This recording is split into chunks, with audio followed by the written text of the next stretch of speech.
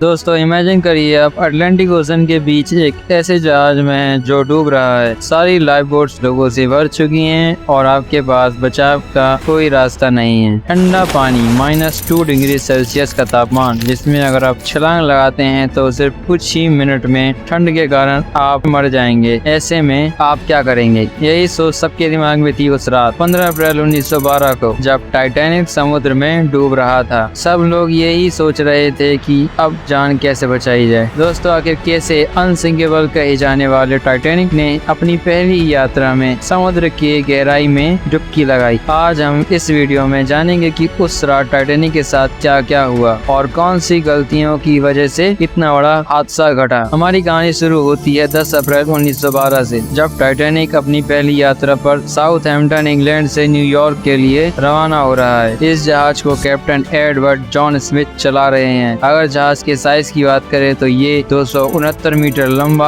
और 53 मीटर ऊंचा था। टाइटैनिक को बनाने का काम व्हाइट स्टार लाइन कंपनी ने 1909 में शुरू किया था और लगभग 3 साल की मेहनत के बाद 1912 में ये जहाज बनकर तैयार हुआ। इसको बनाने में $7.5 मिलियन का खर्चा आ गया था, जो आज के समय में लगभग $300 मिलियन के बराबर है। सेफ्टी फीचर्स की बात करें तो टाइटैनिक अपने समय का सबसे एडवांस्ड जहाज माना जाता था। इस जहाज में 16 वाटर टाइट कंपार्टमेंट्स बनाए गए थे। अगर टाइटैनिक के 4 कंपार्टमेंट तक पानी भर जाता तो भी जहाज डूबने के बजाय तैरता रहता। इन कंपार्टमेंट्स के गेट ऑटोमेटिक थे, जो टकराव होने पर तुरंत बंद हो जाते। टाइटैनिक के डिजाइनर थॉमस एंड्रयूज ने सोचा कि ये सिस्टम टाइटैनिक को अनसिंकेबल बना देगा, लेकिन जो टकराव हुआ उसमें 6 कंपार्टमेंट्स भर गए, जो टाइटैनिक के लिए जानलेवा साबित हुआ। दोस्तों टाइटैनिक एक लग्जरी जहाज था, जिसमें वो सारी सुविधाएं थी जो एक 5 स्टार होटल भी ना दे पाता। जहाज में बड़े बड़े बिजनेसमैन, सेलिब्रिटीज और कुछ ऐसे लोग थे जो नए जीवन के सपने लेकर विदेश जा रहे थे। टाइटैनिक का सफर कुल मिलाकर 5 दिन का था, लेकिन ये सफर कभी पूरा नहीं हो पाया। अब आते हैं 14 अप्रैल 1912 पर। 4 दिन हो गए हैं टाइटैनिक को यात्रा करते हुए और सब कुछ ठीक चल रहा था।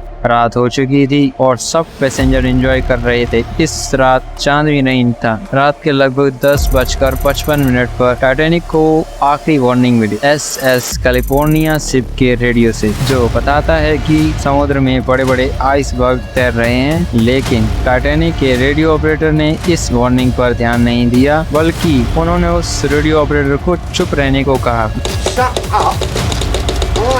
दोस्तों इस समय टाइटैनिक 22 नॉट्स यानी 41 किलोमीटर पर आवर की स्पीड से चल रहा था। रात के 11:40 के आसपास टाइटैनिक के आगे की मोस्ट पर तैनात फ्रेडरिक फ्लीट को एक बड़ा आइसबर्ग दिखाई दिया। उसने तुरंत 3 बार बेल बजाई और ब्रिज पर फोन करके बताया कि सामने एक बड़ा आइसबर्ग है। फर्स्ट ऑफिसर विलियम मर्डॉक ने तुरंत जहाज को मोड़ने का आदेश दिया और इमरजेंसी ब्रेक लगाया गया, लेकिन ये सब कुछ देर से हुआ और टाइटैनिक का आगे का हिस्सा आइसबर्ग से टकरा गया। टकराव के बाद टाइटैनिक के नीचे वाले हिस्से में एक बड़ा डेंट पड़ गया और पानी अंदर घुसने लगा। जहाज के 6 वाटर टाइट कंपार्टमेंट्स पानी से भर गए, जबकि टाइटैनिक का डिजाइन सिर्फ 4 कंपार्टमेंट्स भरने पर तैरने के लिए था। टकराव इतना भयानक था कि थॉमस एंड्रयूज, टाइटैनिक के चीफ डिजाइनर, ने तुरंत कैप्टन एडवर्ड स्मिथ को बताया कि जहाज 2 से 3 घंटे के अंदर डूब जाएगा। कैप्टन स्मिथ ने सभी पैसेंजर को लाइफ बोट्स में बैठाने का आदेश दिया, लेकिन एक बड़ी समस्या थी। टाइटैनिक के पास सिर्फ 20 लाइफ बोट्स थी, जो कि 2224 लोगों में से 1178 लोगों के लिए ही काफी थी। लाइफ बोट्स की कमी के कारण सभी लोगों को बचाना संभव नहीं था, इसलिए पहले औरतें और बच्चे लाइफ बोट्स में बैठाए गए। रात के लगभग 1:30 बजे टाइटैनिक के अगले हिस्से में पानी पूरी तरह भर चुका था और जहाज की बिजली की सप्लाई बंद हो गई। जहाज अंधेरे में डूब गया और 2:20 पर टाइटैनिक 2 हिस्सों में टूट गया और समुद्र में समा गया। दोस्तों इस पूरे हादसे में लगभग 1500 से ज्यादा लोगों की जान गई, जबकि 700 लोगों को लाइफ बोट्स के जरिए RMS कार्पेथिया शिप ने बचा लिया। टाइटैनिक जो कभी अनसिंकेबल माना गया था, वो प्रकृति की शक्ति के आगे हार गया। दोस्तों ये थी टाइटैनिक की दर्दनाक कहानी। अगर आपको ये वीडियो पसंद आई हो तो हमारे चैनल को सब्सक्राइब करें और ऐसे ही इंटरेस्टिंग वीडियो के लिए जुड़े रहें। जय हिंद।